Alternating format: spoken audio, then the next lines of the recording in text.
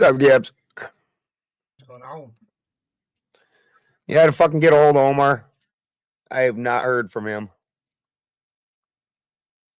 Yeah, let me call him real quick. See if he's still trying to do this. He's the one who set up the date. Dickhead.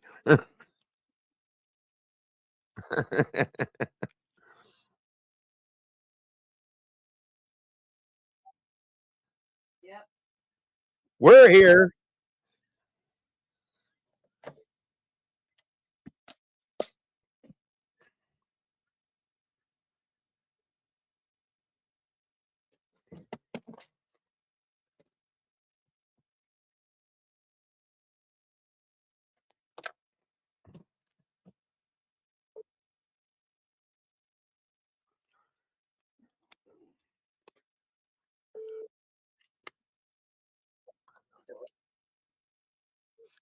Fucking Omar. Well, You fucker. I've tried him on every app.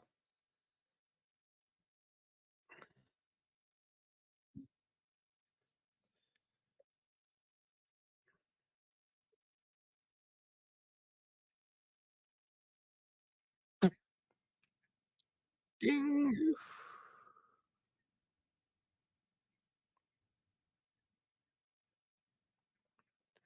That was my coolest first.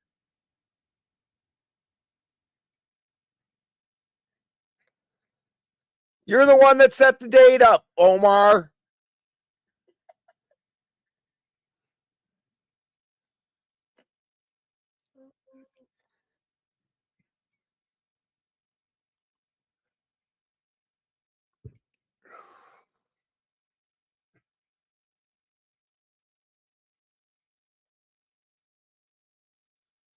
Well, it's supposed to be at I set it up for 6:15 on purpose, even though I said 6, because Omar's late like a girl.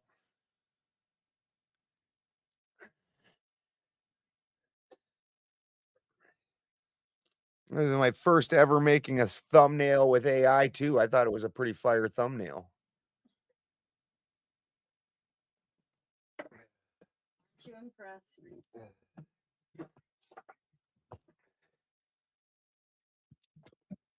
I tried it with a few other apps and holy shit.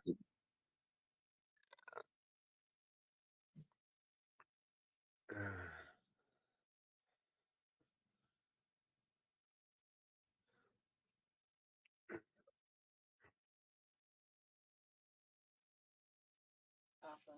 I don't know if we'd want to go much more than that anyways, right?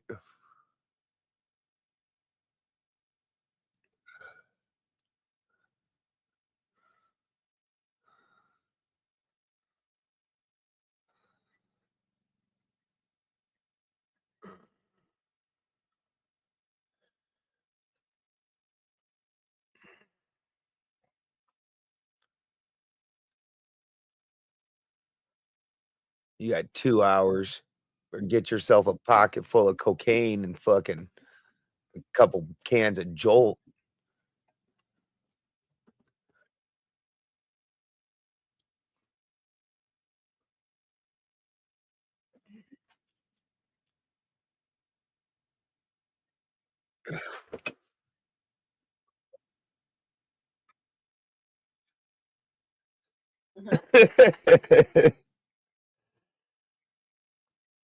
Fuck your restaurant.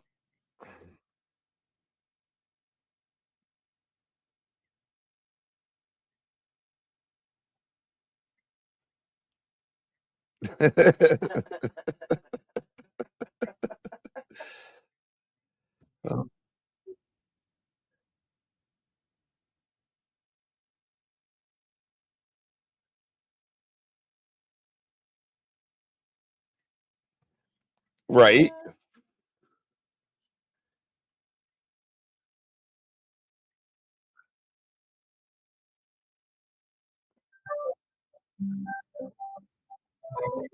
That's probably true.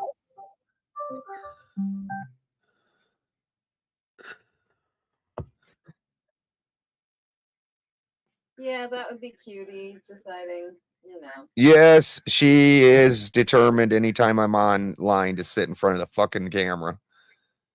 She's an asshole like that.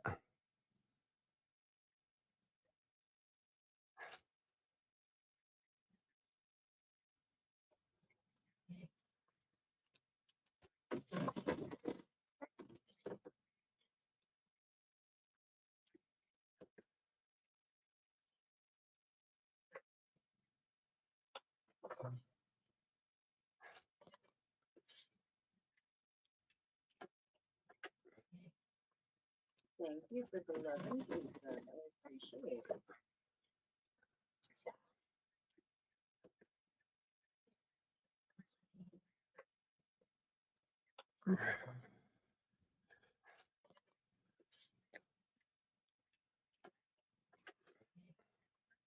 Thank you for the love and pizza. I appreciate it.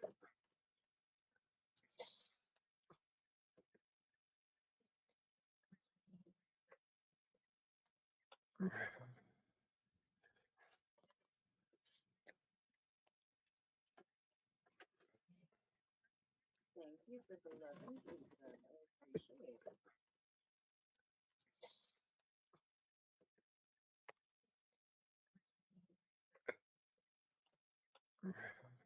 Maybe you check your Discord sometimes. Not you. I was talking shit at Omar.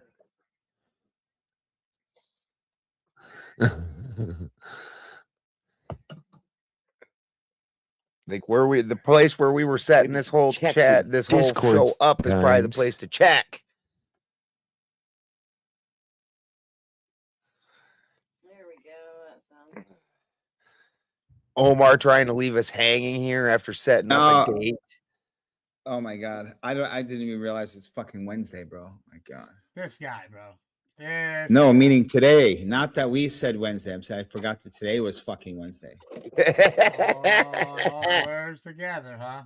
Thank God Gibbs called me. I don't have when I logged into Discord to message Balderson, it said missed call. I don't have Discord calls on my phone. I have Discord on there, but I don't have like notifications other than like WhatsApp and normal phone.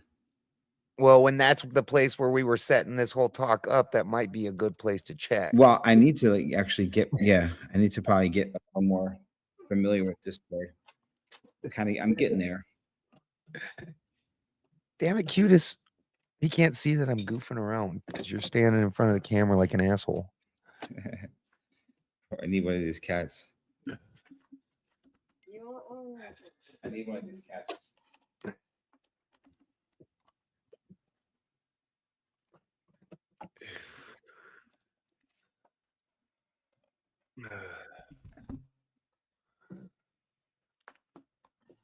What's up? What's up, Gibbs? Oh, we making it. How did it all go down? Oh, With the really fucking- well. Really well. Were you at the same place with Dusty, or is it a different place? Same place. And then How'd that go? Yeah, it was really good. And then I went to the BakeCon the next day. I heard Dusty had a little run-in with Andrew Wilson. Yeah. That's what he was saying. I didn't see it because I was trying to fucking run around like a chicken with my head cut off. I had my own dealings with Andrew, but they were good dealings, so I can't really bitch too much.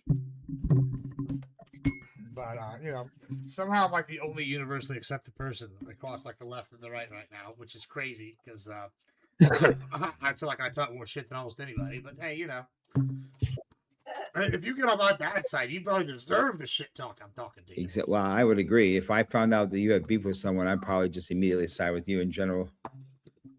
No, you gotta be a real douchebag for me to like you. If they're a real fuck that douchebag, bitch. if they're a real douchebag, then you really like them. That's what I'm saying. Unless they're counterpoints. I'm real happy how bad he's doing. I went and looked at his views today. He had like an 8-hour stream, 100 views. I was like, man, that's a good platform. You haven't seen this, Shaman. I'm gonna send you. Who is this person? This guy made a 2.5 minute video about how much he hate here. I don't know if I can share it here. Let's see. How much he hates you? Oh yeah, it's real satisfying. Oh wow, I've been asking for someone to do that to me. Nice. Yeah, let's see if I can share something here. I went on that Cool Vic. I saw Cool Vic's interview or review of Andrew cucking on that other guy's thing that Balderson went on, and I was like, man, I hope one day that one of my debates or interviews gets fucking picked up by Cool Vic. Yeah, then you- yeah. That's when you know that you made it. Is that it? Is that the secret? I don't know, but I'm going back and forth with Jim Bob. He's being a little. Oh yeah, bitch. here we go. I think I got it. Good luck with that. That's screen one. That's screen one. All right, y'all ready for this? Here, we're gonna share this. Y'all see this? I don't see anything. I'm asking Hold you. on, I guys. gotta pull it up. All right, yeah, this is real satisfying. A little drama to start us off. That's the demographic I'm Why is going it for. paused? Why is it paused? Okay, there we go. So, Vince Wilson says it was on Admiral Gibbs. Holy shit, I fucking Vince hate Wilson, Gibbs holy shit, I so fucking much. hate Gibbs so much. Oh my god. It I gets feel way like better. in order to get back into the debate space, so that was one of the things. I noticed that feedback last week. There were a few So people who were like, satisfying. Connor, you need to do more debates. Well, I in can't hear order it, to but I get can read it. back into You have to click the sound. debates, No, you I have to turn it on to when you get share it. over my probably. That was you didn't share the sound. Share the sound. What kind of fucking Mickey Mouse bullshit is this StreamYard bullshit? I got one option: share stream. It says share screen, so I click share screen. Okay, it says allow. Okay, allow. There's no option to share the sound. Maybe it's muted on your. Oh, I can Do hear you it. hear it? I can hear it. Huh. Hey, can I make a recommendation? Here, watch this. If I'll just send this to you. And I really do hate him. Yeah, and I really do. It gets way better, bro. It's so funny. Here, let me see if I can just send this to you in the group chat. You can share it. yeah, Let's try this. that's it's, awesome. It's very small. Bro. I cried. I made so many memes of this. we can hear you, Omar and Gibbs on Gibbs stream. Oh, Right now. Yeah, we're all live. Oh, Yeah. thanks for telling us, Gibbs. I did Yeah, tell I you. I did tell you this. Right when we were live, I was like, "All right, we're live." Oh. Nobody I was listens gonna to me. Ever. Well, I mean, I was gonna say something before we started, but oh well. If we're gonna actually have a serious conversation, then we need to make a decision. We can't have Adam and Jody on the same time I don't know. because it's gonna just get gay and like and just insulting of each other, and it becomes like this weird like homoerotic experience. Because someone is already sharing. I don't know what that means. All right, wait, I sent it to Bono so he can pull it up. Because I can't listen to those guys like bicker back and forth for too long. Like, Or you send it to me on Discord, Gibbs? Yes, sir. because Adams actually gets pretty into this stuff, but Jody will be like, I don't even we'll be know. talking don't even know about who you are. Lucifer, and then he'll be like, hold on a second. So I don't understand why you guys put so much energy into this religious stuff and you think this is real. It's like, bro, who said that? Chat, Instagram, soundboard, downloadable sound. But I mean, I like both of them, of course, but together they're a disaster. Disaster. Window. Admiral Unless Gibbs. we're talking about geopolitics or something, then whatever. Holy shit, I fucking hate it. So, There you go. I can hear it. now. God. I feel like I don't see any yeah. share, but sure. So that was one of the things I noticed that feedback last week. There were a few people who were like, Connor, you need to do more debates. Well, in order to get back It is into so satisfying. debates, I have to get over my hatred of Admiral Gibbs, and I really do hate him. As long as he calls you Admiral. I'm saying. The most brutal, fucking psychological political experience I could possibly have. Because it's literally, in my opinion, it's like divorced from reality. It's completely divorced from reality. Whatever Trump does on Monday is good, and whatever Trump does on Wednesday is whatever Trump does, regardless of whether or not it's cringe, lame, awesome, terrible, that's Republican. Oh, here comes the best part. Can't define leftism, can't define socialism, can't define communism, can't define politics, can't define fucking words at all. But you know, He's whatever big Trump man. does is good.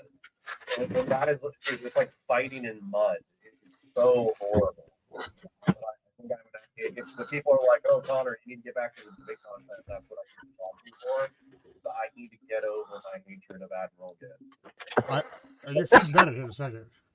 Sit on a bench by a lake and stare into the lake for like 2 or 3 hours and meditate on my hatred of Admiral Gibbs. And Oh my God, you're so obsessed. Bro, can you imagine saying that about me and just thinking like I'm not gonna turn that into fucking like a million memes? say, "I'll thank you," and then doing cheap, easy. Make some AI pictures of him meditating by a lake, thinking about you. Bro, that's funny. I made a bunch of AI. I made a couple. Hold on, let me see. I got some AI pictures already ready for your pop. I mean, him sitting like this next to a Yeah, lake, I don't have that thinking one, but about you. I have Having this. you part, you should have you as an angelic saint and parting the skies and with the eyes closed on a lake. All right, ready to go. Yeah. Does you like my screen? I'm in Nigeria with the Buddhas. It's a good place to talk about Satan. Gibbs, my whole crew agree with me. That's fantastic. I'm real happy for whatever you Me and my crew.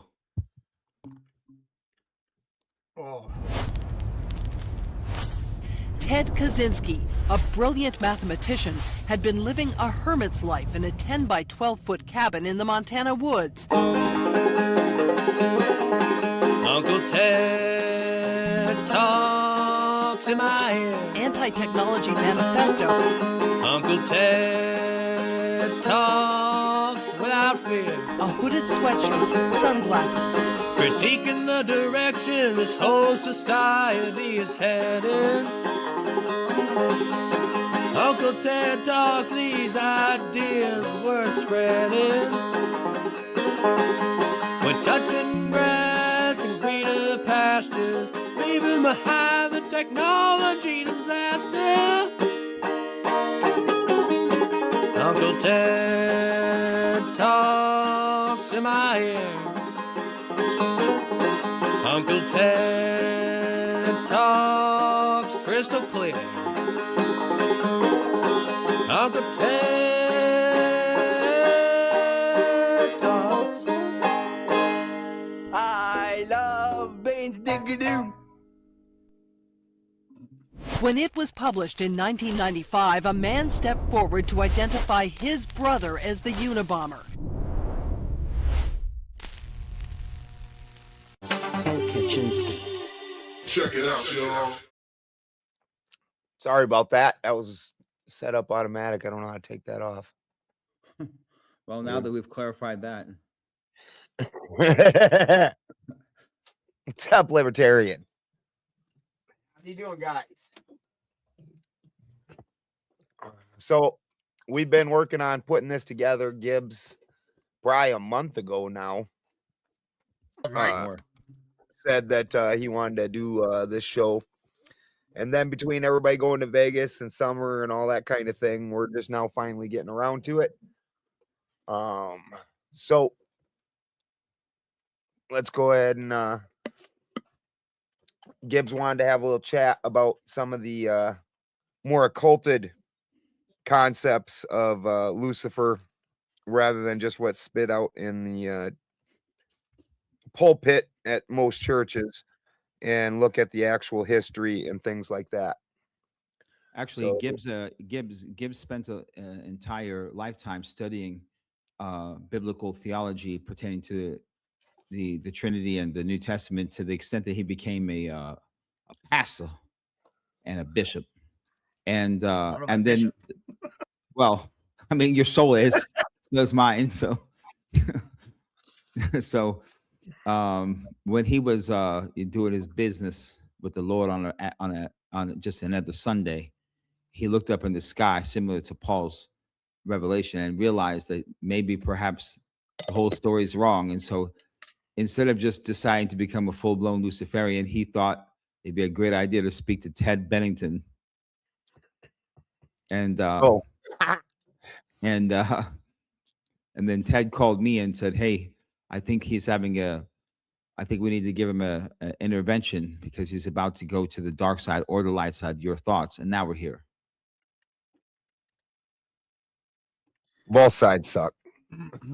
Yeah, I mean, I really think it's interesting to see a lot of comparisons, that we see between like all these, like specifically, I think the Greeks are a really good example. People cite, Dionysus, Osiris, and Jesus being similar people. You have Lucifer and Apollo being the same person. You have Hermes and Thoth and Stolus all being the same person, arguably. And I feel like we should maybe, we were talking maybe Lucifer's Prometheus, the Lightbringer kind of thing. I felt like maybe we should get into that. I thought that was interesting. We kind of talked about it, a few times in some of these panels. So I felt like it would be a fun little dive in on some lore. Agreed. Yeah. And I will a lot be approaching the Lucifer tonight from the astrotheological aspect. Omar and I don't agree on some of it, but that's okay. That's okay. We only don't agree on one specific thing that I'm aware of. Yeah. Mostly on Venus. On who's the Venus morning star. And Yeah. then when I get up in the morning, Venus is not always there waiting for me for the sunset or for the sunrise. It's just But at the it dawn only of the happens morning. on occasion. At the dawn of During the morning. That's why it's the dawn of the morning, because it still has to be night. Right? And What do y'all think the morning sun I don't- is? that okay, we'll start out there. We'll start out with the disagreement then. Yeah, that sounds like a good place to start. What is the morning star? You go ahead, Omar. Other than the weapon. What? You're a morning star. He wants us to explain our understanding of the morning star concept.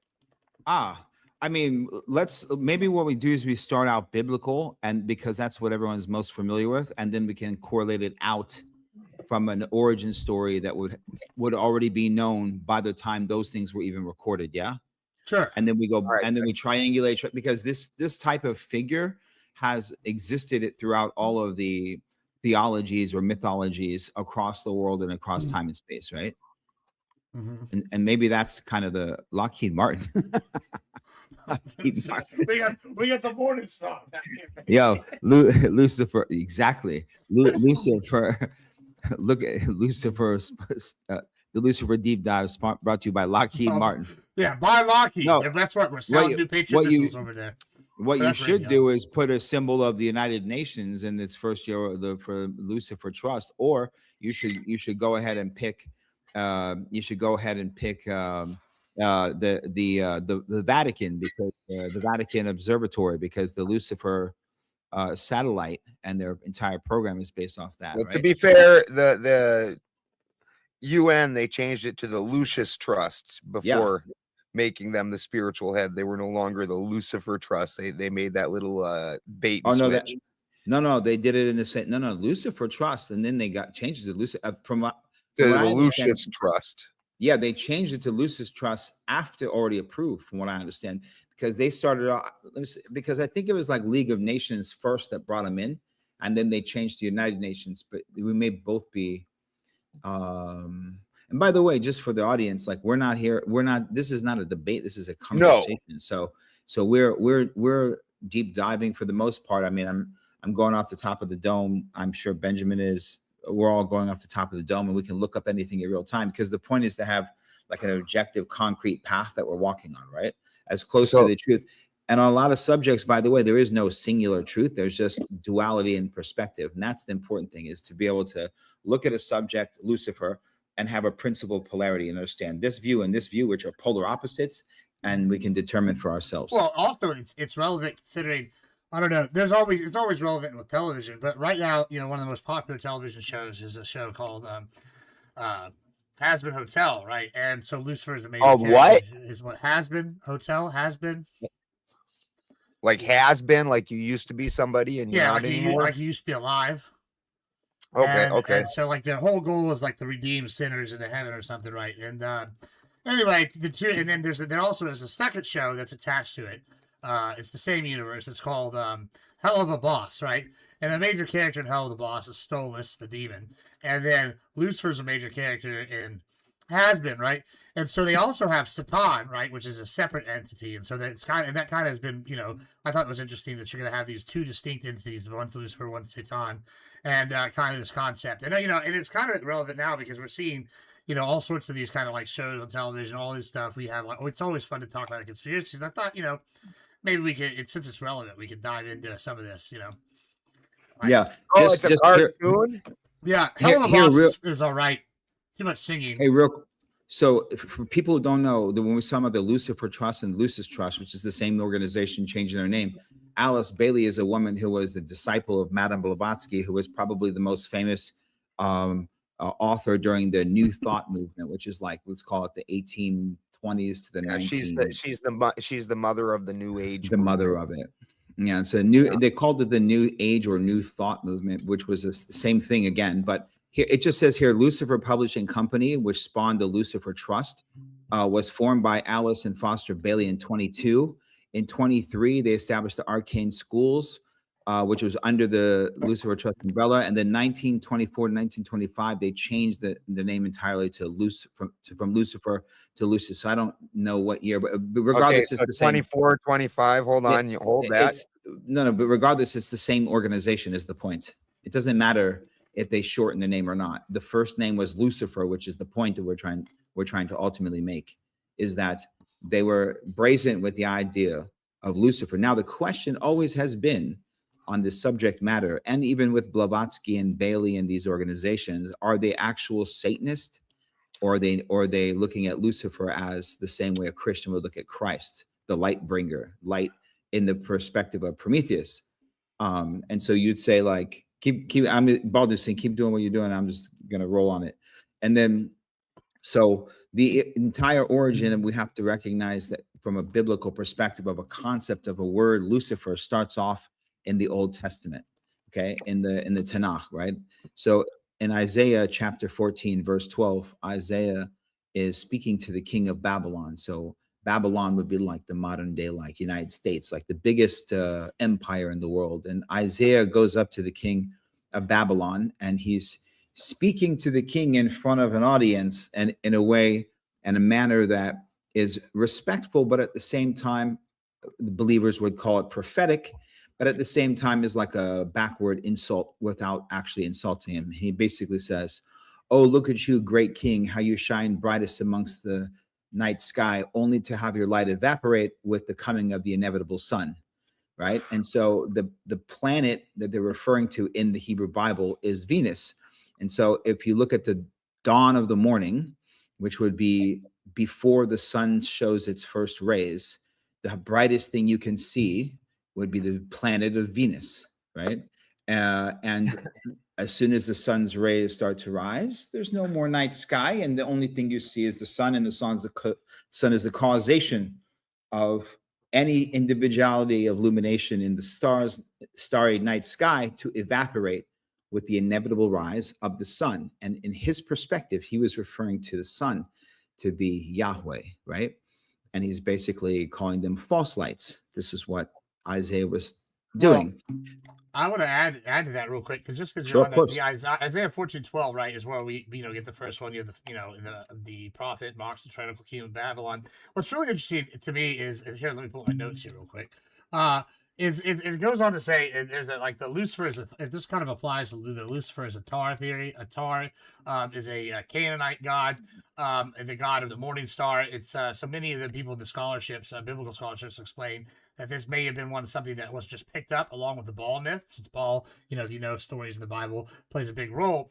The core parallels of this include, here we go, let me pull my notes again. The foundational source for this theory is the Baal cycle. It's a collection of ancient Canaanite clay tablets discovered at Ugarit. The narrative beats perfectly mirror the fall from heaven motif. Ugaritic. Yeah, there you go. Thank you. Yeah, that's a Semitic tribe. That's Yeah, so here's some of the key points I wrote down. The power vacuum, the supreme storm god Baal dies. It's temporary. He leaves his throne on Mount Zaphon vacant. The usurper Atar, he's an astral deity personified as the morning star, specifically Venus, ascends to the holy mountain to claim the throne. The fall, Atar sits on the throne but discovers he's too small to fill it. His feet do not reach the footrest, and his head does not reach the top. Realizing he cannot rule the heavens, he is forced to descend to the underworld. Unable to rule the sky, Atar descends to the heavens and becomes the ruler of the underworld. Scholars trace the exact wording of Lucifer to Isaiah 14:12, where the prophet walks the tyrannical king of Babylon, etc. The linguistics, though, is really interesting. The Hebrew text uses the phrase, I'm going to butcher the shit out of this. Hallel ben Shachar. Yeah, Shiny One, Son of Dawn. The exact same name as the Canaanite Dawn deity. Back the fuck up and restate that, please. Yeah, so the original Hebrew text uses... in Hebrew in Isaiah 14:12, the exact Hebrew is Hallel ben Shachar, which means shining one, son of dawn. Yeah, the weird thing though is Venus. But the weirdest part is how are you making that? How are you making that leap though? But this is the weird part. Sahar is the exact name of the Canaanite Dawn deity who fathered Atar. So it's not actually Atar. So it seems to be a cultural blend that the Hebrew writers were heavily immersed in Canaanite culture and language. However, they misspoke and used the wrong one. Isaiah used the myth everybody in the ancient Near East knew, the failed coup of the morning star, as a political metaphor to mock humans. That was something that we kind of go into. I have some more on this if y'all really want to go into it. It's talking about the Hebrew to Greek to Latin, and the poetry to the theology. But basically, it all comes down to the linguistics change. And then when you get to the Greek-Latin portion, that's when you start adding the Apollo and the Hermes kind of aspects to this as well. So go ahead. Yeah. So that's the exact. I'm assuming that's the exact chain that we're going to go down, right, guys? Like. Well, you just basically. That's one of them because astrotheological is obviously one of the aspects to look at it from. Of course, but I'm saying the names that he said, Ishtar, Inanna, and that's all different variations and incarnations of the same thing in that same area, and then we can go to the wider world also because this was not exclusive. This was not exclusive to them, but. The thing, there's a couple of things to point out, by the way, and by the way, I'm like the person who right now is leaning towards the fact that and leaning on the exact verses from Genesis that at the beginning that the Elohim are multiple beings, as the history says. So I don't believe that when Abraham is speaking to El Shaddai, I don't believe he's speaking to the same Elohim that called itself Yahweh and spoke to Moses, just for the record. And I have all the historical records of Ugarit and all these others pointing to that same thing.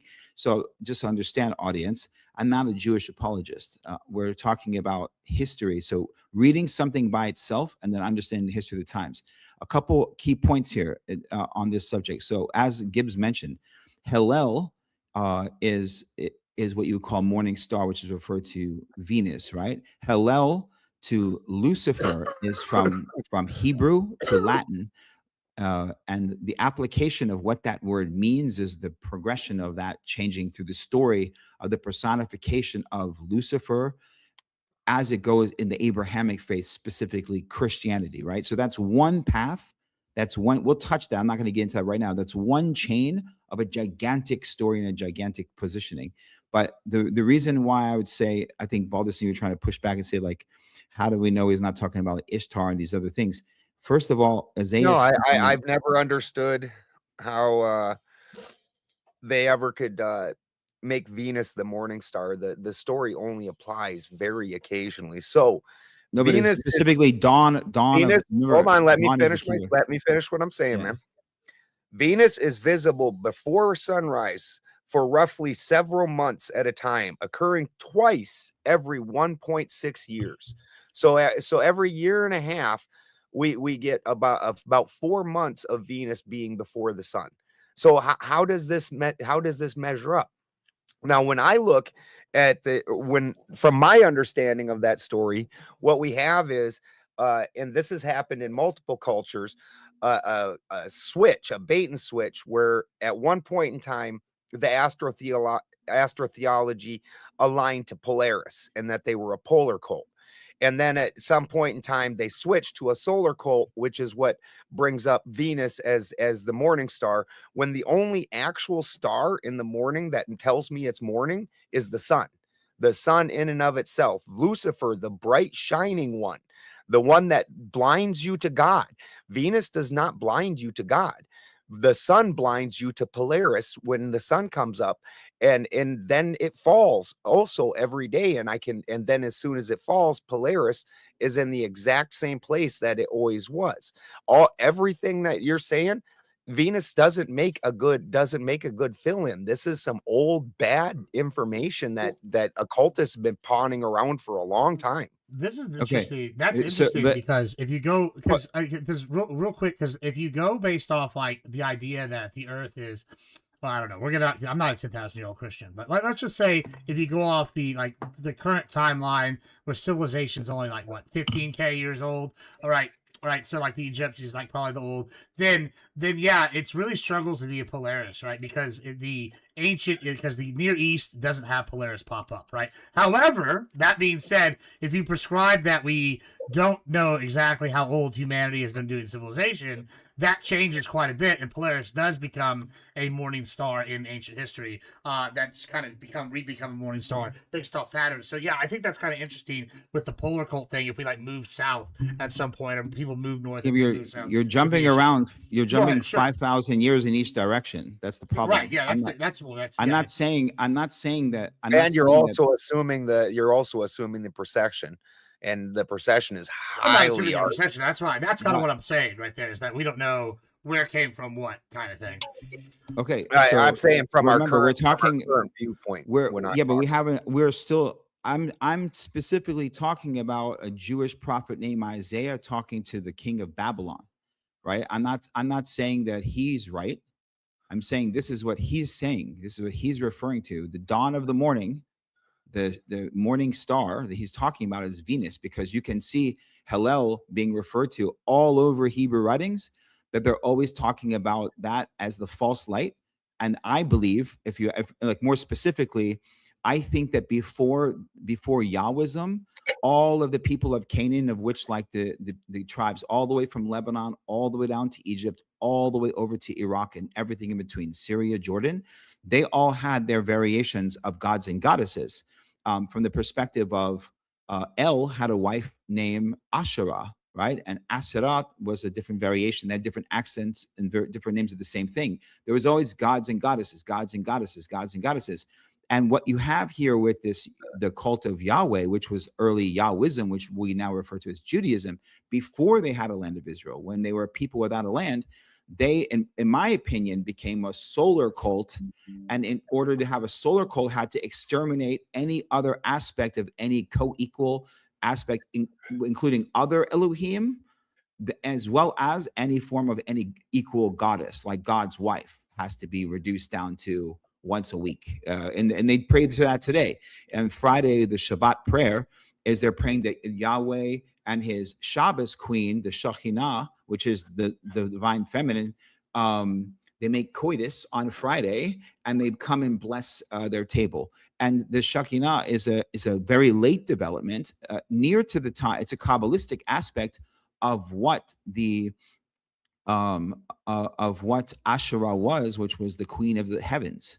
So if you look through these Semitic languages, Asherah, even if you look at the later prophets when they had the kingdom of Israel, all they're doing is bitching and complaining about how everyone's worshiping the goddess still. I mean, they're prophets threatening people's lives, tearing down temples, changing it all. And then one prophet came in clean house and said, no more goddess worship at all. And this is in the land of Israel. So in my opinion, they became a solar cult of what those Semitic tribes were not a solar cult. That's my thought process on it.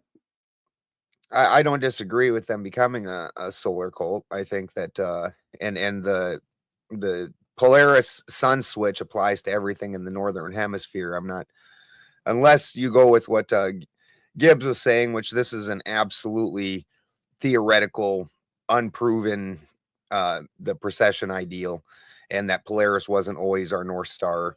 All these concepts. I wasn't saying that it's not necessarily the North Star. I'm saying that, if you look at the things over I guess I am saying that. I would say it's still a northern star. It's just maybe the position in the sky, or like who can see it mainly. Like it would probably be mostly in the same position. But like the fact that if you go further back, you can see that the constellations like Orion are slightly off compared to the pyramids. But if you go back 15K years ago, then they're identical to where they were. That's only if you accept the precession, which they don't Right. have any proof for whatsoever. Well, And I mean, that's really the interesting part, because because what y'all are talking about with Shaman's talking about, right? If you look at like ancient Hebrew, like Abraham specifically, he's a follower of which god?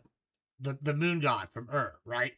So it does kind of I feel like there are these tidbits that kind of lead us to talk about how you see these other stories that are older. Noah, right? Noah seems to be a story that's a very old story that Gilgamesh is even older than the Noah story. You see these examples in other countries around the world of these old stories. So I don't know. I feel like there's got to be something to this. We can't prove it. I'm looking this up real quick, and the roots in the Hebrew letters of the Hey and the L and the L, the HLL, is actually the source of where the word hallelujah comes from. Huh. Uh-oh. Interesting. Hey, by the way, and we realized last time when we looked it up, and Baldus and I did a deep dive, it would appear that that the Akkadian emperor invented Ashtar and appropriated Ishtar, I'm sorry, to his own deification of him and his family. Remember when we were trying to source like the origins? Yeah, so I have found nothing. And this is what I'm saying most of the time. I think once we get back to the origins, our understanding of things get very different, that a lot gets changed. And I agree with Omar and I. We've been doing, this is what this show is basically supposed to be surrounding, is the occult breakdowns. And a lot of that occult breakdown, if we want to have a true understanding, we got to look at the origins of these figures, because if we take everybody else's understandings in between, them fuckers, they're full of shit. We have reading comprehension. We can understand what's being said. And maybe almost, hey, can you guys hear me good? Like from here? Yeah, no, you sound great. I keep like leaning into the mic. It's a bad habit. It shows how much of a rookie I am on this. So one of the other things that I checked, Balderson, was when we were talking about like Inanna, Ishtar, and these like goddess, the queens of the heavens or the goddess of the skies, we were looking at Ishtar, and Ishtar is a very big one. And we were also looking at Mithra in Persia. And so what started that specifically was that in today's world, so many people mush things together. So Ishtar has been mushed together with Easter and Ostara and Isis and all kinds of things, and it's just Dr. Seuss occultism. Like, oh, they all have an eye. They all kind of sound the same. Yes, and the problem for the audience, the problem is because we are reading and speaking in English. And by default, all history that we read will be through a British anthropological lens, right? Which you cannot trust 80% of it. And so if you say Easter, Ishtar, in our English-speaking first language mind, the etymology matches, but it has nothing to do with itself. And here's the interesting part about what we're talking about right now, about Isaiah speaking to the king of Babylon. The king of Babylon at that time, guess who it was? Nebuchadnezzar? Sargon of Akkad, which was one of the... yeah, who we were just looking up. That's hilarious. Which is the guy who created Ishtar. So when I meant it was an insult was because at that time, if he had already, and of course we don't know, but if he had already to claim himself the greatest emperor, fashion himself a god where he's married to the queen of the heavens, which is Ishtar, then Isaiah would be mocking him by talking about Hillel as the false god and the false light, saying that my God, the sun, is coming, right? And that's the double entendre concept for that specifically. But so that's where the Lucifer comes in, and because we talked about this before in our last preview, and later the concept of the personification of the biblical Lucifer didn't happen until like the 1200s, or was it the 1400s? And so when the Vulgate, the biblical Lucifer appeared with the Vulgate. Jerome translated that Lucifer in there. Christianity. Yeah, there's an entire book about it, which is super cool. Yeah, so Lucifer, yeah, so Second Peter, they refer to Jesus, by the way. They mentioned in Second Peter and in Revelation, they mention Jesus as the phosphoros, which is the morning star, which is an interesting thing. Let's see, early Christian fathers. Yeah, so Tertullian mentioned reference to Hillel as Satan, which would be evil. Origen did the same thing. But as Balderson just accurately said, Jerome's Vulgate is where Lucifer also became a character. But, oh yeah, this guy, Augustine, Thomas Aquinas, and then there was a specific man. Okay, Lucifer, son of the morning from Tyndale Bible. But who wrote it? There was a book in the 1200s. Well, that Tyndale was was in Tyndale. That's Tyndale's himself's okay. translation, I believe. Wasn't he killed for it? While we're on a pause, quick. We actually missed a step. So the Lucius Trust then makes an offshoot branch, or the Lucius Trust makes an offshoot branch of itself called the World Goodwill. Mm. And then they enter the UN in the 1950s, such. And I don't even know where that qualification fucking came from. But they named themselves World Goodwill on their way into joining the UN. Yeah, of course, and this is all knowing that their original name was the Lucifer Trust, and that they changed it to all these other names because being the Lucifer Trust does not curry a lot of favor. Yeah, and probably not good PR. Yeah, not good PR. The World Goodwill was like another branch. They started lots of organizations, all branching off Lucifer Publishing, which was from the Theosophical Society, but they opened all these like non-governmental organizations around the religious organization. Because their concept, the Theosophical Society, the concept that they imagined was, it's called paralleling. So they would go into all these religions and they'd be like, yeah, we're just like you, just like you, just like you. And then they'd go like that. And they'd draw people with them when they did that. And so they would parallel all these different religions. They even had a wing of the Catholic Church at one point in time, the Theosophical Society did. And they come in and they're like, yeah, look, we're down with Jesus. We believe exactly what Jesus does, except for kind of this different stuff. That's where she started tying Jesus into Lucifer. Actually, she was one of the first people that used us as a point of reference.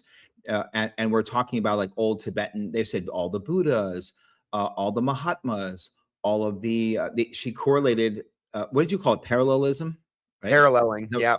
Yeah, so it's like parallelism is when you say like, okay, here's this one figure. A perfect example, I would say, that of the most successful direct way that was done is through the Persian religion of Manichaeanism. You know, the Persian prophet Mani. He was a big writer, big poet, big speaker, and he was Mani. He said he's the reincarnation of everything, and he correlated all of these things, like whether it was Jesus, whether it was Zarathustra, and his believers believed he was just like the reincarnation of all these things, but yet he's also himself now. So it was actually like very, very successful, what Mani did, for sure. I mean, Alice Bailey says that she was the prophet, and she was channeling Jwal Kul, remember? And they have a picture of him. Actually, you should look that up. Look up Theosophical Society. Move on to that while you do that. The funniest thing about what you just said, though, is unironically in 40K, they have the Emperor of Mankind, and he's supposed to be, he's like immortal from like before time. He literally fills the many role. He does the exact thing. He's like all these different roles. Like, I'm St. George. I might also be Jesus. I might also be all these different characters. So it's funny, like, how fiction parallels reality oftentimes in many of these cases.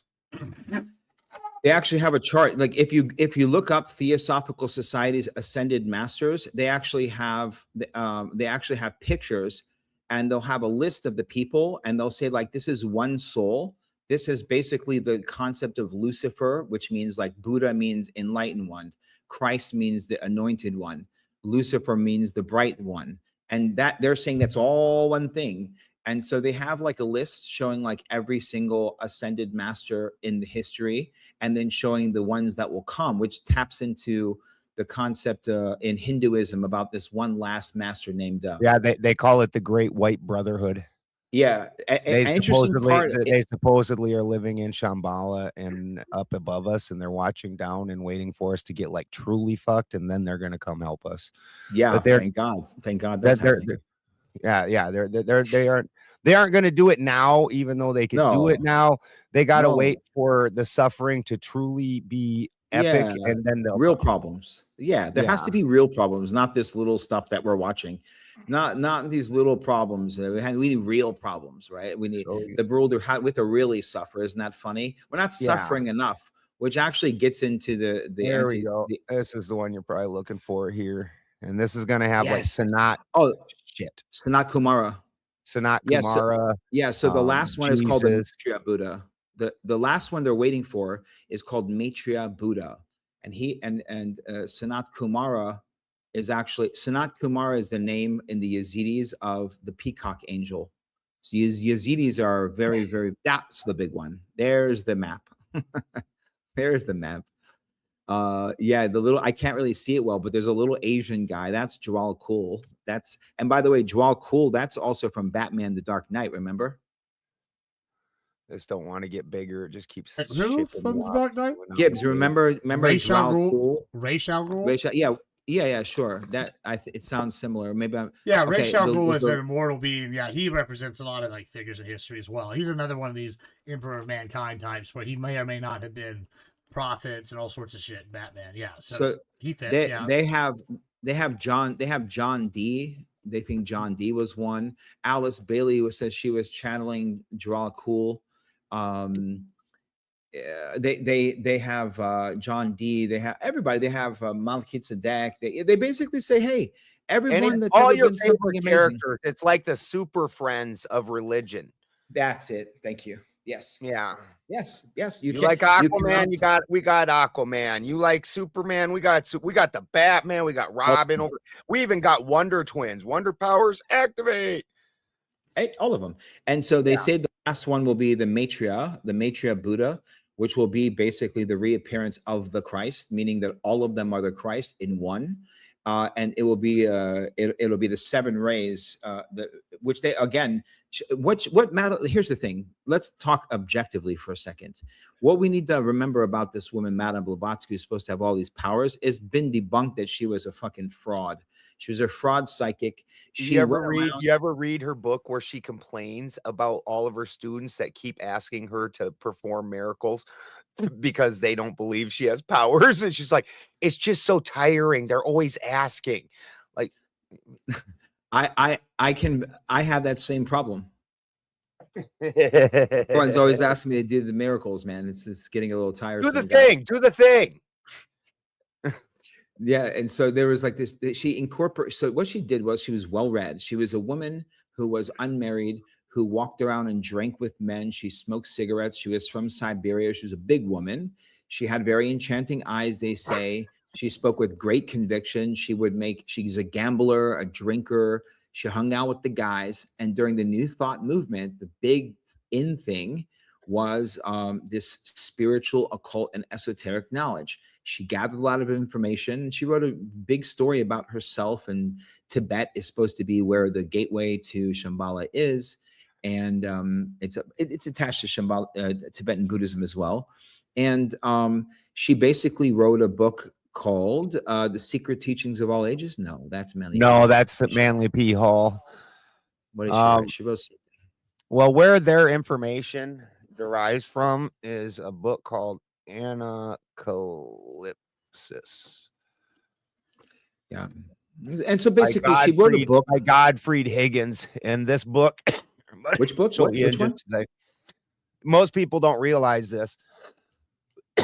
That their original thought ideals came from a book called Anacalypsis. And this is so this 1836 published date is actually after this book had sat 400 copy, just a couple copies were made by Gottfried Higgins himself. He is the father of what I call the Dr. Seuss occult. And so he wrote these two just absolute shit books. Out of Africa comes from this book, the Anacalypsis. That's where the whole out of Africa concept came from that the UN pushed. And that's where all these things got mushed together just simply by phonetic sounds. And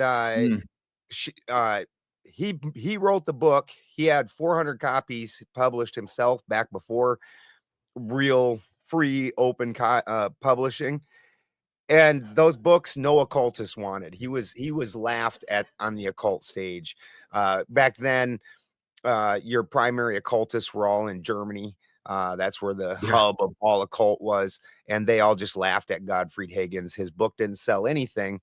Fast forward to his great grandson inheriting his house. He found them in a cellar, sitting and rotten and molded, and put together enough pieces to create a whole book. And it was the era of cheaper publishing, so they had that book published, and then the Blavatsky and the Theosophical Society picked that up and ran with it like this guy was an occult master, and the book is crap. Yeah, I've never honestly, I've never heard of this man. But it says here that he was born in the 1772 and died in 1833. So as Balderson just said, this was written way before he died. And again, the New Thought movement it really kicked off maybe like the 1830s, 1840s, so like the 1940s. You could say it started off technically like.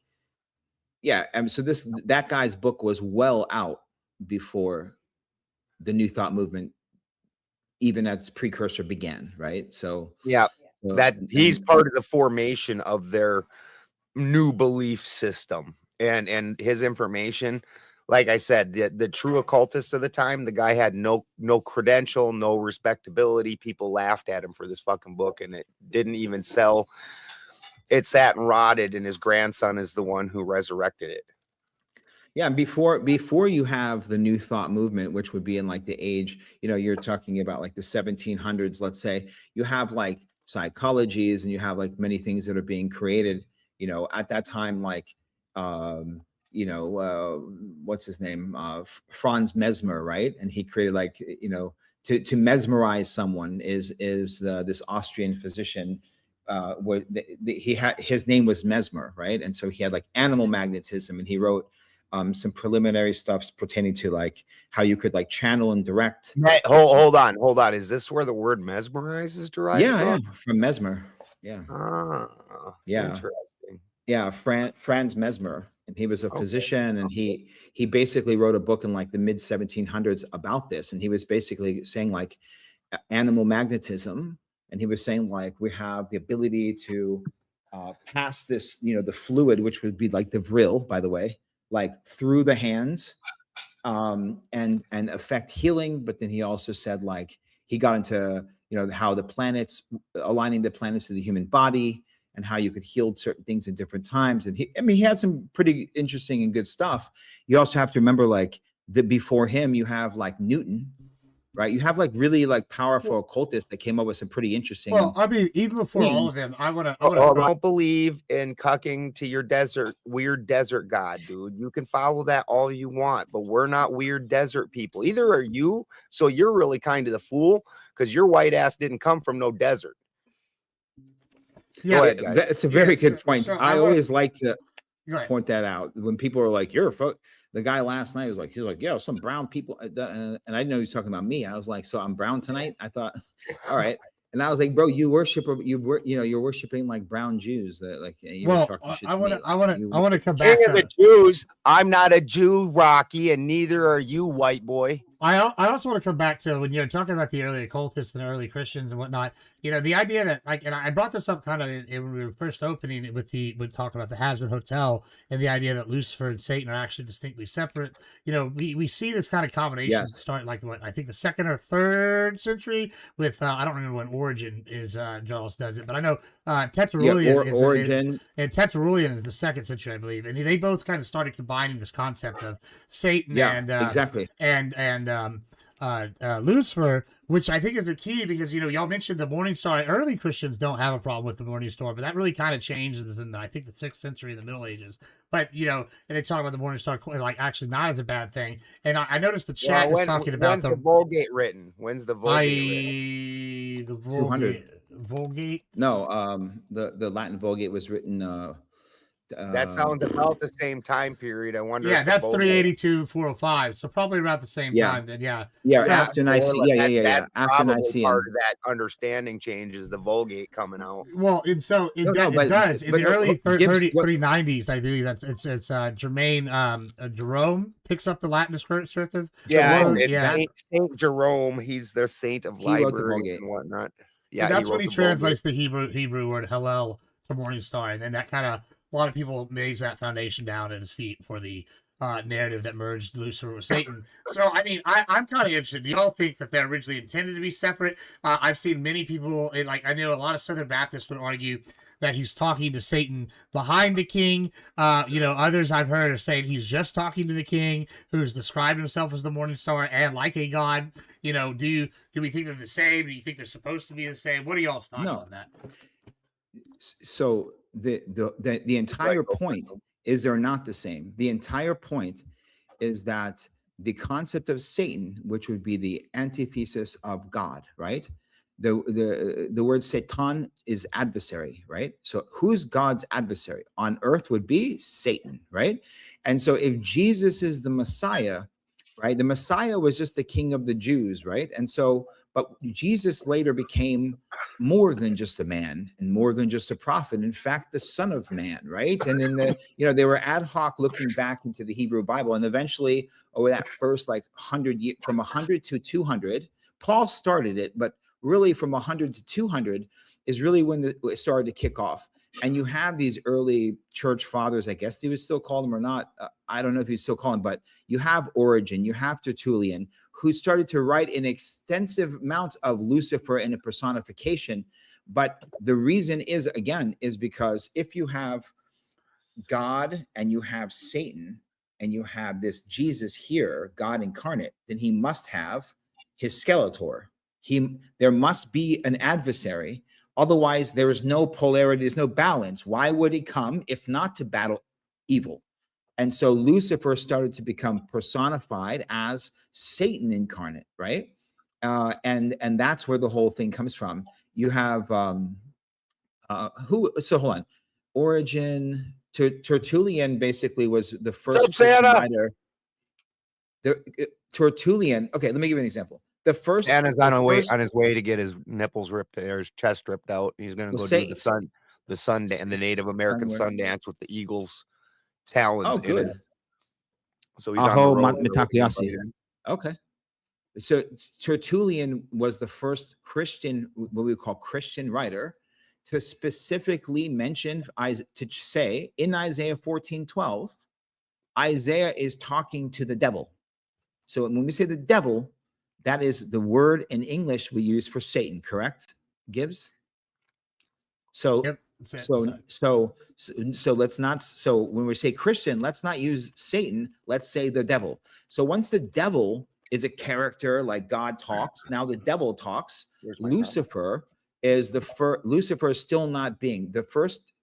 The first application was Satan, embodiment of which Lucifer is being referred to as Hallel by Tertullian. Then Origen, right after that, the Havama. The Havamal. I was not trying not to interrupt you. No. I haven't heard of that one either. Rocky said, where's the Book of Odin? It's called the Havamal, you ignorant shit. Try reading other books. Got it. Yeah, I have heard of it. Sorry, I just never. Well, you're probably more used to just the whole poetic Edda, the Havamal. I am. I haven't sat down and but So look, here's the overview. Tertullian in 200, right? Okay, started to incorporate 14:12, Isaiah 14:12 as Satan. That's who Isaiah is talking to, right? Then Origen, shortly after him, basically goes, oh, Isaiah 14:12 and Ezekiel 28. That's one story. So then the devil fell down, so Satan on earth, right? Then then right after that, you have Council of Nicaea, and then you have what Baldussin referred to, which was the Vulgate, right? And in the Vulgate, Lucifer now is a personification, but still not independent as it would later become. In the 12th century, the first story of Lucifer and all his ideas and how he was sent down to rule and la la la la la, which is a complete copy of Prometheus, for the record. They literally took the story of Prometheus arguing with the gods and fucking incorporated it with Lucifer, but in a negative way, by the way. In a negative way. There is an identical to Yeah, the no, they story of took the Prometheus. give the fire backside. Yeah, yeah, exactly. This is only for the gods. This isn't Yeah. meant for mortal men. We should Yes. be able to think.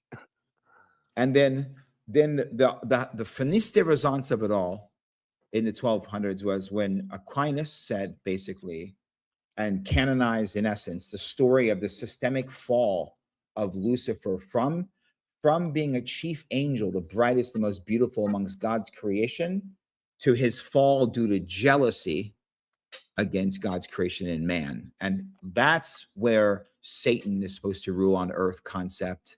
That's where the devil is incarnate in Lucifer. That's where the whole shit starts. And for the record, that's 700 years. So Islam was already out for 1,000 years by the time this guy came up with that shit. Yeah, and Aquinas is well known for porting over pagan understandings into his work. He's the one who went and took Aristotle's when the Christians bang on about logic, they use Aristotle's logic system when they do it. And then don't give Aristotle any credit. My favorite's when the Orthodox bros bang on about it, but they don't like Aquinas nor Aristotle. But they're going to use all their stuff. Yeah, they quote, yeah, exactly. They quote him all the time. They copy his shit all the time, but yet they don't give him the proper credit. You know why? Because the church fathers ruled him a heretic. Was he ruled a heretic? He's a Catholic. He's a Catholic. So in the Orthodox, he's a heretic. Yes, that's right. But and what you will notice, ladies and gentlemen, is that whatever religion you are, whether you're a Muslim, whether you're a Jew, whatever it is, your greatest philosophers, your greatest thought leaders in said religion will always, always, always be someone who's well read in the ancient mysteries and the esoteric and the occult. Always. Even from the perspective of, if you look at Sir Isaac Newton, a lot of things that guy created, but if you ask Sir Isaac Newton what he said he called himself an alchemist. The father of modern science called himself an alchemist. Okay, so they appropriated him, his occult and esoteric studies, his work of trying to understand the philosophical aspect of turning base metal into gold, and then the polarity of the application of that in the material form, right? Like to be able to even conceive of at any age and time period, but then to actually go through that process and create a bunch of amazing things to that process. You know, when he dies, we appropriate him as the father of modern science. When that immediately, by saying the father of modern science, you now only look at what he created for modern science. What wouldn't it be the smartest thing to go, wow, Sir Isaac Newton, I wonder what he believed. I wonder what he studied. Study what they studied and what they looked at to find out what they created. Don't look at what they created. It came from somewhere. It was accumulated by something. What did Nikola Tesla study? Nikola Tesla had 1,000 patents. Great. Where did he open up the channels in his mind to come up with the ideas? Ask yourself. This is important. So from my understanding, I agree with Omar that they have mushed, and this is a thing you're going to find over and over again. They have mushed characters together, and they've mushed concepts together. One of the things that the Bible and that entire culture was big on was understanding of what they called like powers and principalities. And everybody in today's world, because we're so absolutely spiritually devoid, only views powers and principalities as governmental workings. But I'll give you a real nice example of one of these forces. And this is just a name for a force. Okay. So if you have ever had a group of dogs, and there's 10 dogs and they're all getting along and they're a nice little pack. And then for whatever reason, two of those dogs turn and snap at each other. All the other dogs will immediately start fighting and typically attack one of the dogs. They don't even know what the fuck's going on right now. Like they just went into it and just attacked. So this is what we're talking about with a power and a principality. This energy of fight or kill or whatever you would want to call it. This has taken over that group. And it's taken over their wills. It's taken over their minds. They don't know why they're fighting. You know, maybe the first two did, but the whole rest of the group, they don't know why they're fighting. They're just doing it. We raised puppies. We've seen this happen regularly. And this is just a thing. And the same thing happens with humans. We all can feel when the energy shifts in a room, and the room goes from being a happy room to all of a sudden there's trouble. Especially as like I did 8 years in prison. If you can't find that feeling in prison, you're in a lot of trouble. You immediately need to be able to sense when the energy around you shifts to really bad things for you, like, and get the hell out of there. These are understandings that we used to have. This personification, Omar, I again agree with Omar on this. This came from when the translations came in we've slowly moved to a more materialistic world, especially in their religion, to where they've taken out pretty much all the spirituality out of it. In fact, Omar's last example, where they pulled away from alchemy. They're like, chemistry moved beyond alchemy. Exactly. No, you're just a bunch of materialists that are just mixing fucking liquids. Alchemists actually understand what's going on and what's happening, and regard the spirit of the thing. Yeah, they're not threatened. They're not because they're searching. They're not threatened. By the way, I just realized I can stream this to my YouTube channel, so if it missed the first part, okay, we're live on my YouTube. If we missed the first part, you need to go back to Mr. Gibbs or Balderson so you can watch the beginning, because it was very important, very, very important stuff that we just touched on. And if it streamed the whole thing, good. Let me give you an example here. So it's well understood that it was well understood that Nikola Tesla was a seeker, right? And so one of the things that he did was he wrote about and talked about meeting Vivekananda at the Chicago World Parliament of Religions, right? Swami Vivekananda, right? Now, it doesn't matter what you think about him, his magical powers, no magical powers. He was a proper yogi, and there's a lot of wisdom in the Upanishad and the Vedas of Hinduism, okay? In 1907, Nikola Tesla writes in his book, Man's Greatest Achievement, this is what he said: there manifests itself in the fully developed being, man, a desire mysterious, inscrutable, and irresistible to imitate nature, to create, to work himself the wonders he perceives. All perceivable matter comes from a primary substance, or tenuity beyond conception, filling all space. The Akasha, or luminous ether, the Akasha, or luminiferous ether, which is acted upon by the life-giving prana or creative force, calling into existence in never-ending cycles all things and all phenomenon. Dude, this is pure.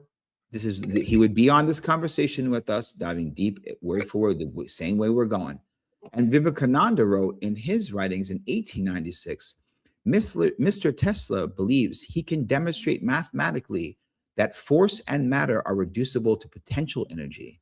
I am going to go see him next week, and I'm excited to see his mathematical demonstration. I see, and I have problems with that too. Which But part? that's a whole everything doesn't reduce down to potential. Everything reduces down to two things. Infinite potential and then absolute limited potential. Like the two things are separate. So like the way I like to explain it is the engineer and the contractor and the parts house. When we're talking about infinite potential, we're talking about the engineer. Head in the sky. If you're a construction worker, if you have ever seen some of the shit engineers put on their architecture sheets, you're like, do you live in the world? Do you understand how things work at all? And so then you've got the parts house, which is a very limited thing. Now we're talking about things have certain ways that they work and go together, and there's limits. This is your when the world was created, the fire and ice. You could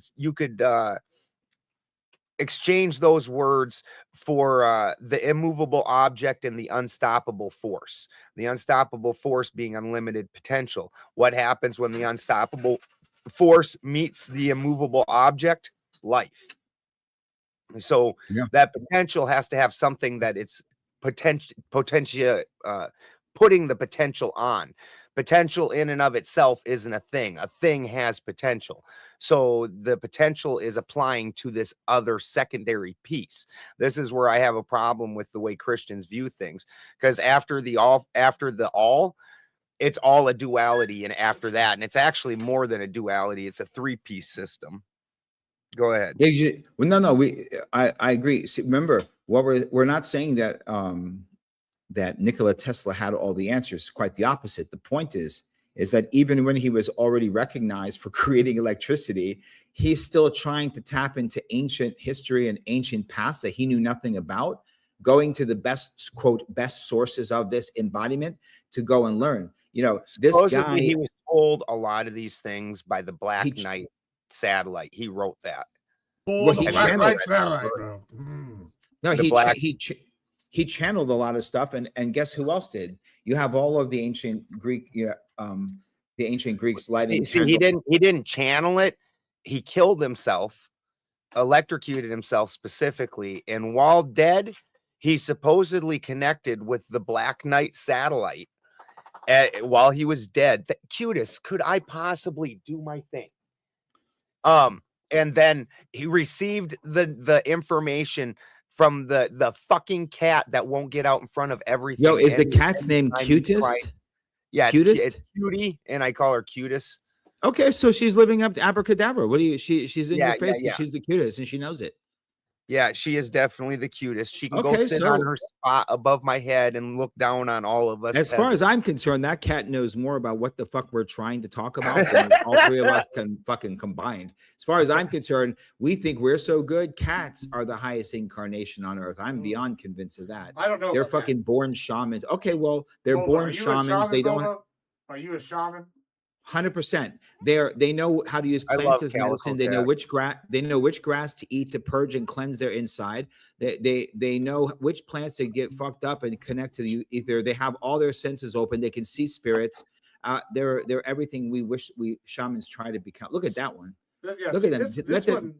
This one might have been like Caligula in a past life. I think they learned. Let them eat. They learned how to be doing the bulimia quite a bit. I don't know about the eating the grass, but they learned how to eat too much and throw up for sure. You can take a cat and you can take it from anywhere and put it anywhere on Earth, and it's going to survive. You can't say that about a fucking human. How very appropriate in a cult show we break off to have a cat conversation. I don't even have a cat here, dude. That's why I'm bullshit. That's why I'm bullshit. So look, Nikola Tesla, you have to remember, this guy was born in Siberia. His father was born was a priest. His mother was a poet. They were fucking. He was born in like Yugoslavia, Czechoslovakia, or Austria was one of them, but he was Siberian. He was Siberian. Like I'm trying Orthodox Russian Orthodox priest. They have a lot of magic with their shit. He's a Slav, right? So he's already open to the stuff. His biggest fascination was electricity, based off his biggest fascination, which were the pyramids in Egypt. There's a direct correlation. And look, I just pulled up right here. here's Sir Isaac Newton, right?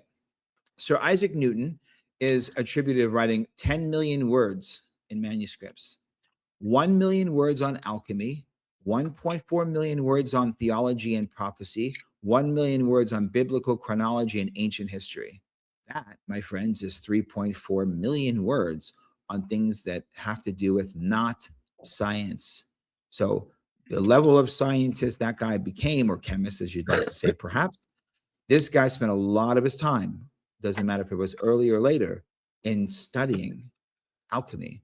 It One of says my right here that favorites. it says right here he practiced alchemy actively and how would they know? But 1668 to 1696, he built laboratories in Trinity College in Cambridge, and he did everything. But he has personally translated the Emerald Tablets of Hermes Trismegistus. Why would someone do that? He's the one who translated the story of the net, which is the story where Venus has an affair with Mars and gets caught by Vulcan, and Cupid's involved. And he comes home and finds his wife having an affair with Mars. So he puts them up in a net in the corner of the room and traps them. And what this really is then is understanding it takes, so the Vulcan fire is a white fire, which is a specific heat. Okay.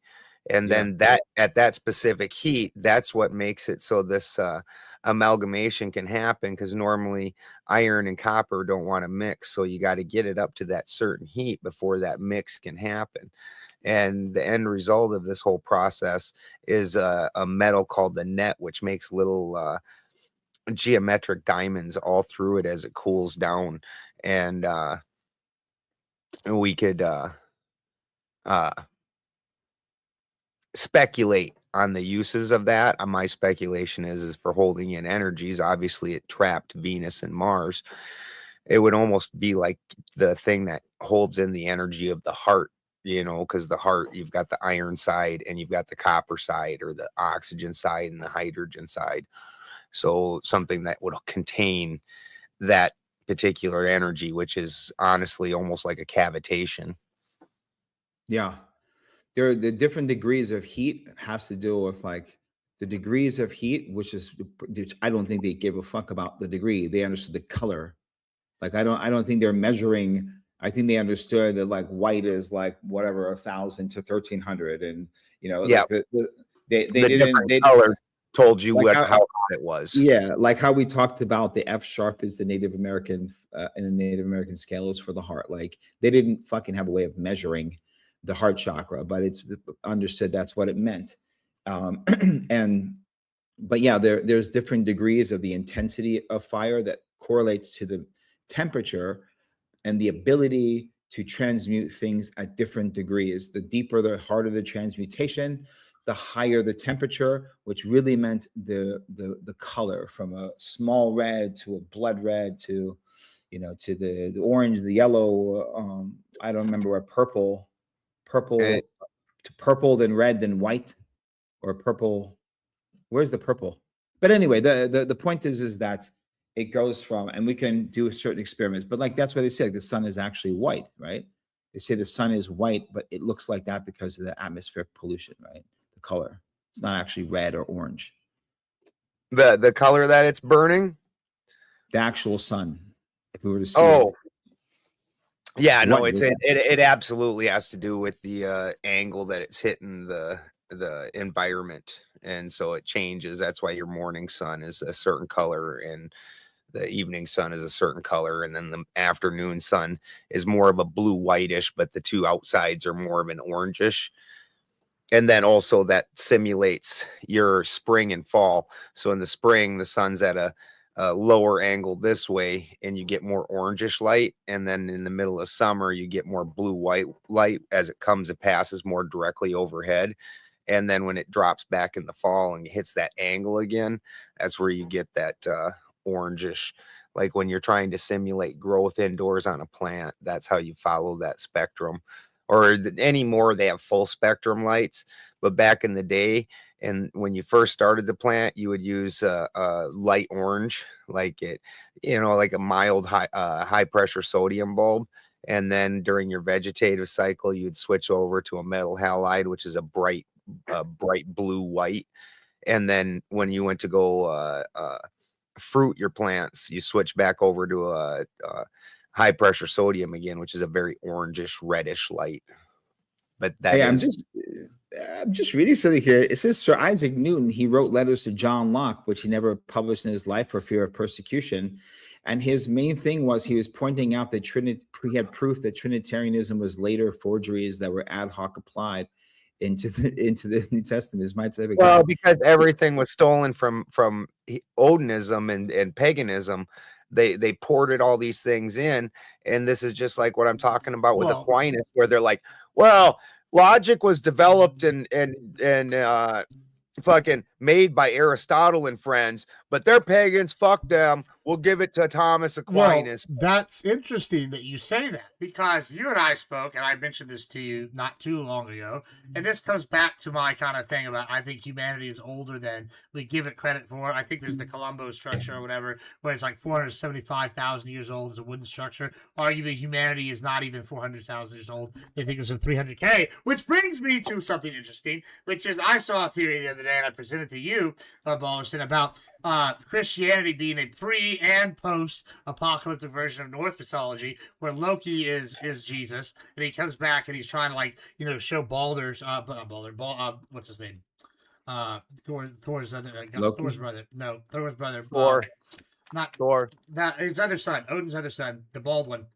Whatever. Baldur. Baldur. Yeah, Baldur. Yeah, Baldur. Yeah, Baldur, is maybe Jesus. There's all sorts of, he's got a couple different variations. And I thought that was kind of interesting because the parallels really run well with that theory, especially when you start factoring in some of these things like Yggdrasil being, and you have, Helheim, and you have, Valhalla, and then you have these ending events like, Ragnarok. Yeah, thank you. Yeah, I don't know why I'm blanking. And then how it repeats in the cycle, and then you have the story of Adam and Eve with the apple and the snake, which mimics once again Norse mythology quite a bit. And it's interesting because unironically the Norse were very and ours is called Ash and Embla. Right, and then it's very interesting to see because the Catholics didn't have too hard of a time converting the Vikings, but I mean the Vikings very much are like, oh, it's the same thing almost. And so it seems kind of interesting to me that we're seeing this kind of idea that you brought up earlier with the polar cults can go versus the desert kind of cults. I don't know. What are your thoughts here on this? Do y'all think that's kind of interesting? That's honestly, that's a case that I make, and it's one of my arguments that I've tried to get into debates with chicken shit ortho bros about. That even not only is the religious systems that we follow a direct port over from Germanic, but our governmental systems, the original ones, direct port over from Germanic. We still follow all the Germanic customs. When Tacitus was writing about the Germanic people, they were already practicing things like marriages that were very strict and that people didn't go outside the marriage, high trust societies where people treated each other a certain way. Tacitus was amazed. I'll even go further, right? And this kind of comes back to the humanity being an older thing. If you let's just look at Aztec mythology, and you can see this kind of interesting thing where they have these 4 races of people. You have the giants, you have the stone people. No, I'm going to mess some of these up. You have the bird people, you have the fish people. Serpent.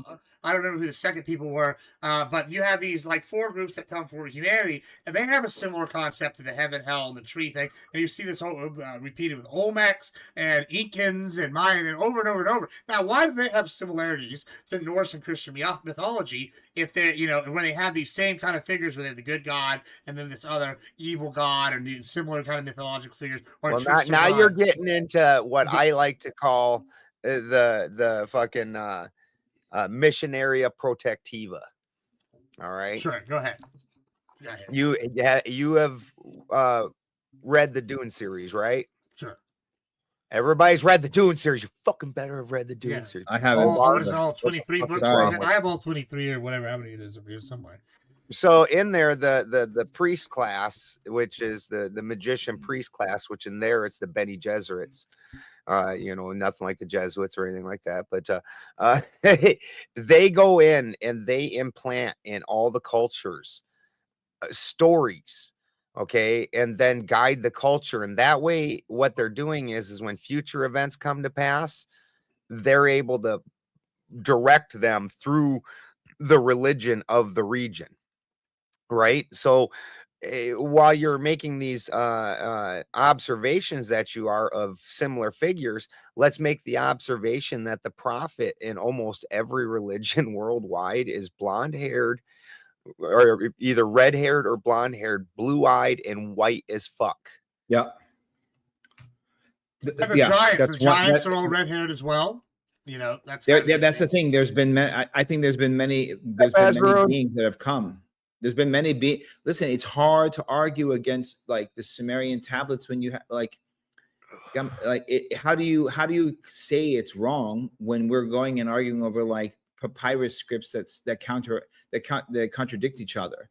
Like it's just like there's no consistencies in belief systems. For example, like I was just arguing with like this guy's never going to accept a debate, but basically, like, you're saying this Islamic dilemma is because it says hold true the people of the book, and it's saying that the New Testament has been corrupted. Okay, well, then there's a Christian dilemma too, buddy. Okay, because the Christian dilemma is the problem as well. You want to argue the Christian dilemma? Like, because everyone's interpreting the older book and putting their own twist on it. I mean, and if you know all three of them, that's why you can't take any one of them as the whole truth. That's the problem. Like, wouldn't it be easier? Like, I was talking to these Christians last night. I said, look, I don't have anything against Christianity. The idea to have a personal relationship with God is fucking fantastic. That sounds great. The only problem is that, I just don't think you're going to ever find God praying to a man, like, or through a man other than yourself. Like, is that so hard for you to is that so hard? To understand why someone would think that?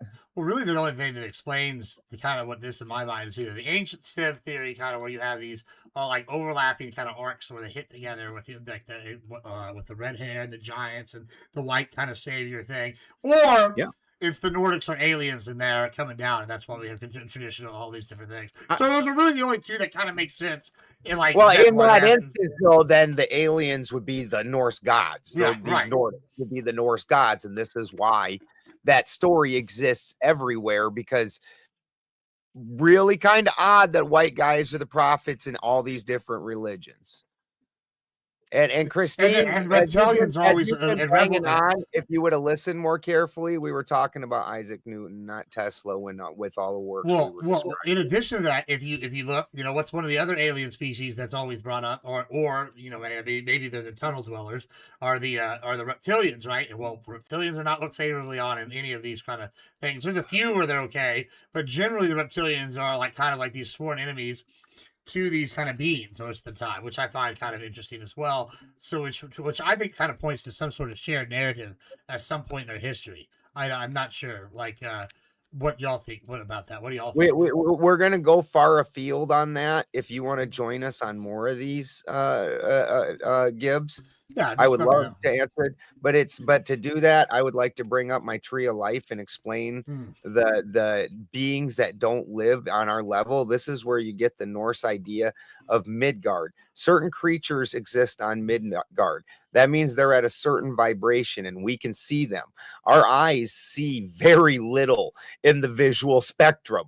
Things can literally be right next to us and just as big as us and just moving at it, their cells moving at a different vibration, and you can't see it. We all know this by looking at like wheels, the way that all of a sudden they'll look like they stop moving and they're just doing this, even though they're going insane fast. Like, shit gets weird when it starts moving faster than you are. So we're used to dealing with certain beings, but when you're looking at the reptilians, I believe that those are more root type beings. So they're going to be underneath and they're just going to be one level off. So the things that are one level off, which when you're looking at the Norse tree, it's Midgard and then Asgard. Asgard is where the gods live, but there's other beings. That's not the top of the tree. Asgard is not the top. It's the level closest to us. And we also materialization, like vibration to materialize in some form. Lighter, higher, the proverbial higher is less matter, less material, like light, less dense. and then here would be like what you see, and then there's an underworld, right? And gods are in the underworld and gods are above. This is as old as it can get. Go ahead, keep going, Balderson. But yeah, this is exactly what Shaman's saying. And so you have because it's exactly what the ancient being Egyptians and a less dense being. And those two closest to us, we can deal with them. Actually, the story of Balder was so etheric, he never went to the lower realms. So when he died, he went to hell.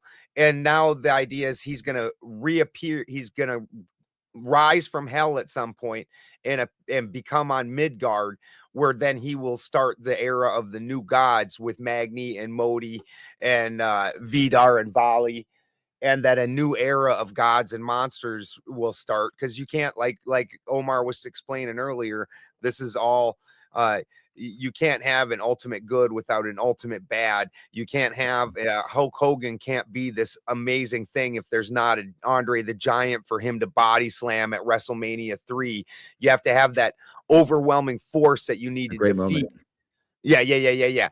Like I saw that. That's the first pay-per-view I ever saw as a kid. Like, yeah, that was. That's paralleled in Greek mythology, right?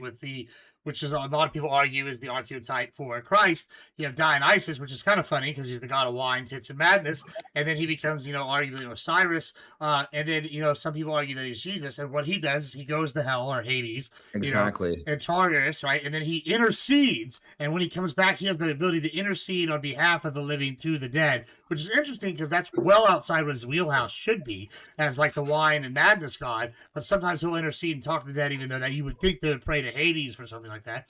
But it's not nice because he comes trying to make this go deep. Yeah, so he comes there and back, right? And so, which is interesting because once again, the Romans, I saw that my chat and Twitch was talking about how, well, the Catholics and the Christians don't really interact with Germanic tribes till, 3rd century or whatever, or maybe, I don't remember which century they said in my chat. However, the Greeks and the Romans both interact with the German tribes quite a bit, and the fact that you have the Balder myth, and then you have Dionysus, and they're doing nearly identical things, and we know Osiris comes later as exactly. Jesus. And then here's what you just said that was key, is you talked about the great enemy. Well, guess who's the great enemy of Dionysus in that case? It's the Titans, right? And the Titans, if you want to use as a stand-in, could be, I don't know exactly, I'm going to just say something, maybe I could be wrong, could be the Ice Giants, could be several different entities in Norse mythology, but they could also stand in for the fallen, the Nephilim. They could be the evil angels. They could be all sorts of different things if you really want to get down to it. I find that kind of interesting.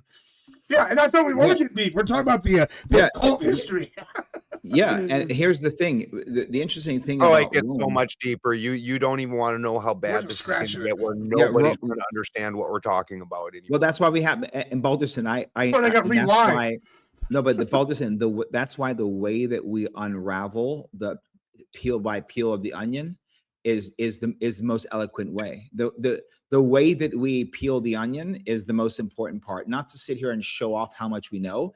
It's to like layer by layer peel it back. That's where it's going to say if we are actually self-mastered or not, or just like, oh, I have something to show you. I can share. You know what I mean? And I think that's why I'm not doing this in my 30s. But if you correlate, like when you look at ancient Rome, right? Start a cult schooling until you're 40. So there's a reason. Brother, that's what the Jews say. They say you're not allowed to read the Kabbalah until you're 40 I years guess old. I do. Just call me Solomon. I'm going to go read. Yeah, but I was all over this shit since this is all I've ever looked into. Yes. That's all I know. I can't even count or read. But I will admit that I probably was full of shit till I was 40. Or you just make the assumptions because you're, it takes a long time to gather. I mean, Manly P. Hall, the way he talked later in life was far different from his first writings. Like he was so excited to discover something.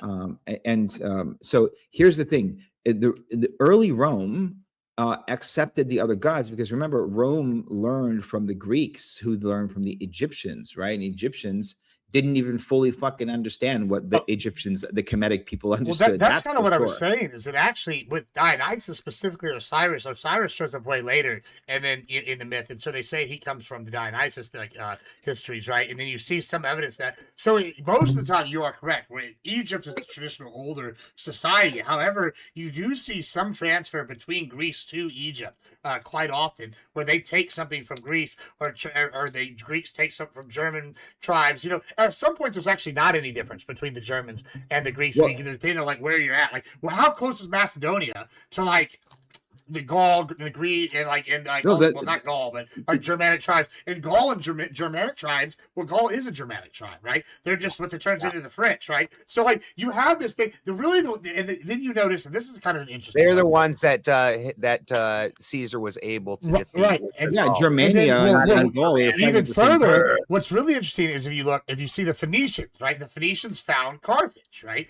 And you see them take over with Nuevo Carthage in Iberia. Well, the Romans adopted some things from the Carthaginians, specifically their armor and their helmet, but more specifically, I think this is important, is you notice that after the Second Punic War, who are the great enemy that's been defeated? The one that scared them the most after the Gauls is Carthaginians, which guess what? The Phoenicians are turned into who?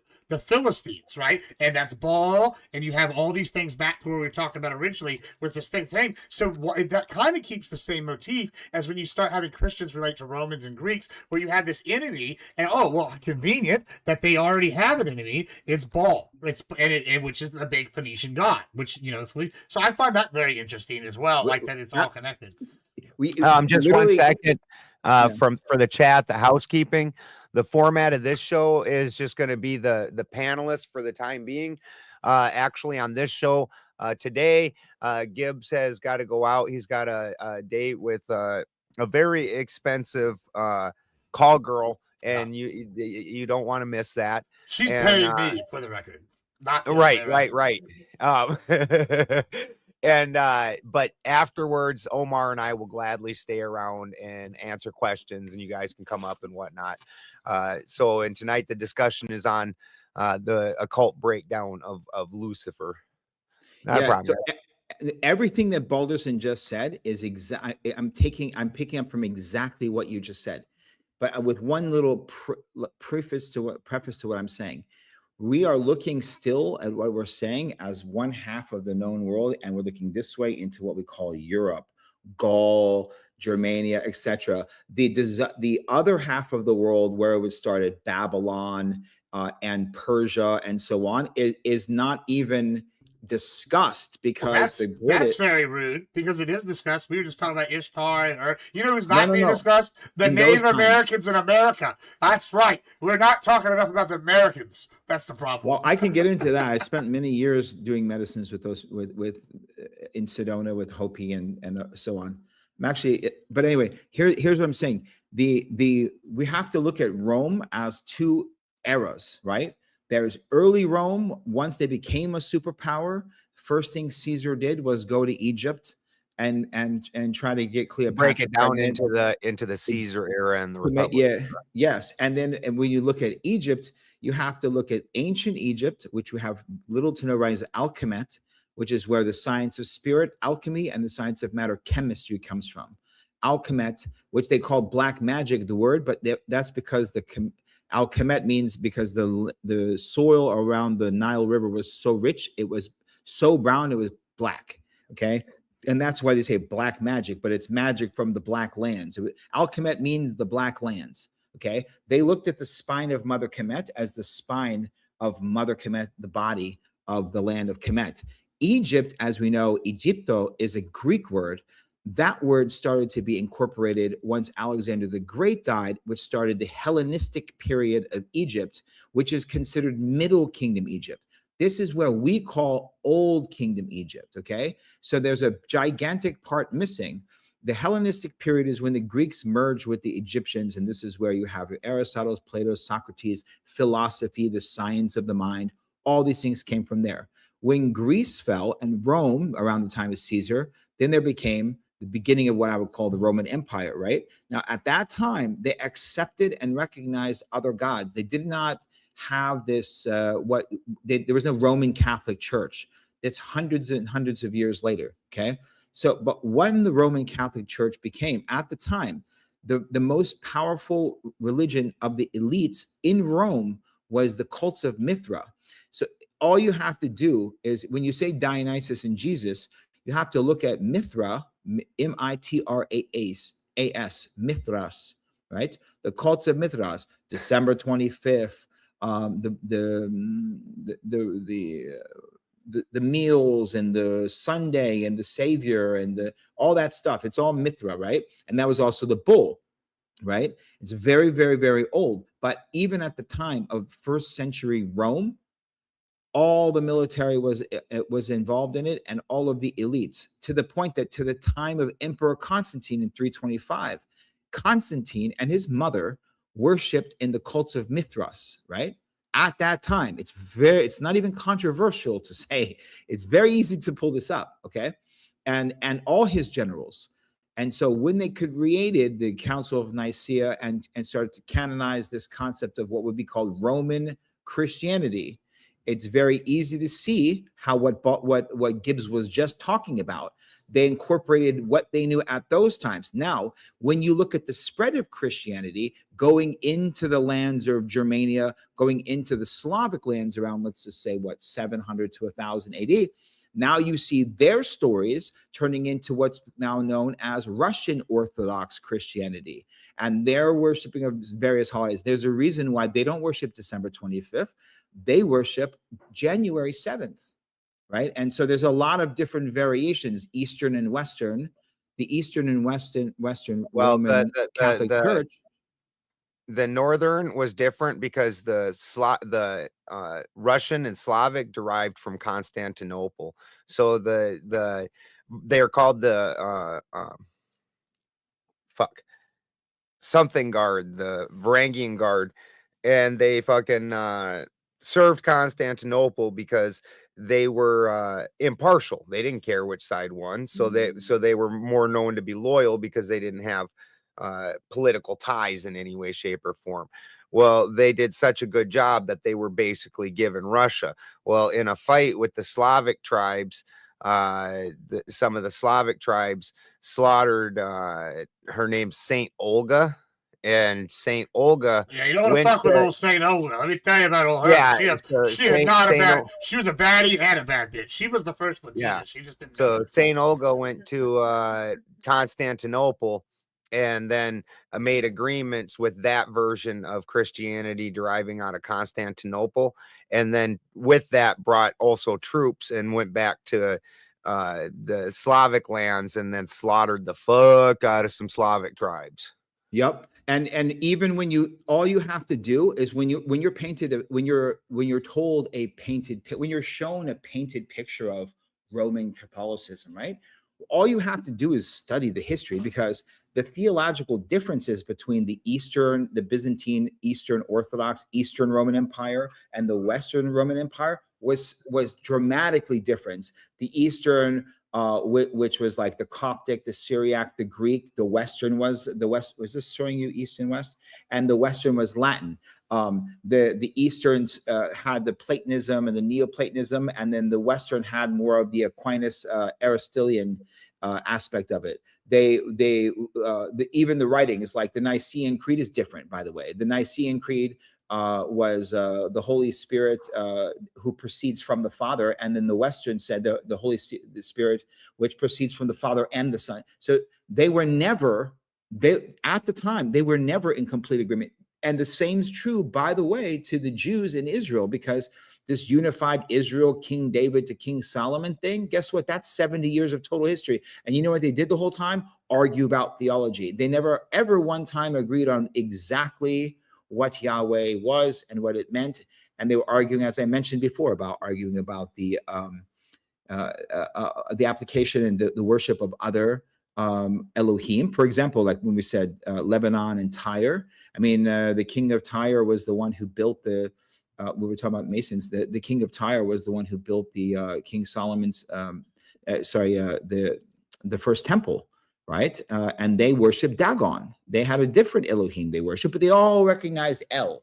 They all said the highest form of God is El, and they all recognize El Elyon, the most, which means God Most High, and they have their own special God they worshipped. And just like the Greeks, you have like Greeks, you have the gods of Zeus and Athena, and then you have the higher, older versions, which were the Titans, and then you have the ones like us that were trying to understand the primordial gods. So there's always been this, as Balderson mentioned, the layers of things, right? And which in Hebrew they call simsim, like the constriction. I want to go on even furthermore to kind of back this up, right? So you mentioned Tyre. Good, because I was just backing you up. Yeah, well, you mentioned Tyre here. Well, interesting. Tyre is a Phoenician kingdom, right? Or part of Phoenician, part of the Phoenician Empire, right? Which Lebanon, current day Lebanon. Yeah, which Carthage is, supposed to be the new city, for them when it's founded, right? It's like a new city, right? So interesting. I think part of this, and this is interesting because, the Second Punic War happens, I believe. I got it pulled up here. About 219 is kind of when the start of it is, right? So that's about 400 years before we have this idea of them like combining Satan and Lucifer, right? However, what I think that's interesting is this kind of really takes hold in the Roman Empire. Why? Well, y'all mentioned that we mentioned earlier, Satan is like the term for like adversary. Now, if you're Paul, and I know how much Shaman loves Paul. If you're Paul or early Christians and you want to go and you want to preach to the Gentiles, i.e. the Greeks, the Romans, it makes sense that you can do what Catholics always do. This is pre-Catholic, so I guess they learned from the early church, which is take something from like the culture and apply it. Well, we already know that they have this problem with like Baal, and we have this problem with Attar and all these things from the Phoenician religion. So hey, why don't we just put that on top of the Punic War story? This is the ancient god, kind of adversary, and like it's not necessarily a direct fit, but it does fit this narrative and this mindset where you go, oh, we need an adversary, Lucifer, Satan, they're the same, they're the enemy of God, the Trinity, and Romans are much more willing to accept this because it already maps onto their held belief of, these basically descendants of the Phoenicians are evil. So like, hey, well, let's just fit this on. This is a great adversary. Rome was always Christian. We just geopolitics always played a part. Geopolitics always plays a part in all aspects of the world. Yes, of course. So yeah, I think that's kind of like interesting. I think that there's a very key aspect of this, like how the combination is directly related. I think to the geopolitics. Now, I don't think it's being discussed very much, when we talk about this overall. Most of the time, it's just like the epistemology and the linguistic kind of data. And I think also that we need to take into the fact like the cultural willingness to accept, because like in Mexico, for example, Day of the Dead. It maps onto Halloween nearly perfectly. It's November 1st and 2nd, right? And it maps on, so it's an easy concept for them to get behind these Christian beliefs, and which Halloween's a pagan one, but they map that on. Yes, Samhain, right? And so the Catholics map it on, and we see this over and over again with the Christians. And I think it's interesting here. I think that might have played something to do with it as well. Yeah. Well, the thing is, at the end of the day, and this is what I had a TV show called Odin's Alchemy, and this is what I did was break down occult things like this. So the way I look at the world, it's all one giant biochemical electrical system, and everything's about electricity. So the reason that these things all have to have kind of a similar theme or similar flavor with regional differences depending on the regional climates and things is because they just work a certain way. So when you look at what's called a galvanic cell battery, the way a galvanic cell is you've got a positive cathode, a negative anode, and then you've got a mercurial fluid in between. And what the way that this battery works, and this is basically any like normal car battery or anything like that, is the anode, some of the molecules on the anode will break apart and oxidize. It'll actually come apart, and when this happens, first charge jumps over to the cathode. Your ground charge will jump over the cathode, which will give the cathode just a slight negative charge now. And where it was more positive, now it's less positive, it's more negative, and this positive ion is going to slip out into the mercury. So anytime we're talking about a mercurial figure, whether it's Odin, whether it's Hermes, to some people like Jesus, where you're talking about the transition of souls. You're talking about the ion, and the ion has to go into the mercury and then be drawn back over to the cathode. And so the you're riding through the river Styx, the mercury, you come back over to the cathode, you meet back up with your negative side, and the two remerge, and this is where we draw extra electricity from. And the cathode ever so slightly grows and the anode depletes. Now there's an entire world understanding a cosmology that you can build around that, and I have, and that's my entire talk at Flatoberfest, at the big international one in Vegas. But this is why all these different characters have to have kind of the same flavor to them, because things only work one fucking way. Well, let me just get in here, because I do have to leave here. I'm going to raid out on my side, guys, and leave the water. I don't know how to raid out on YouTube, so I'll figure that out tomorrow. But, guys, if you don't know, I talked to Balderson earlier today. Maybe it was today, yesterday. They all put together. Well, I'm having some sort of conspiracy thing with like FTFE on Friday. So we're trying all the conspiracy people. So if you have a conspiracy, come find us Friday. And we're going to be doing that all day. It's going to be some sort of marathon. I'm going to start times posting my Discord. I'll give him the Balderson. He can get it to y'all. It's going to be good.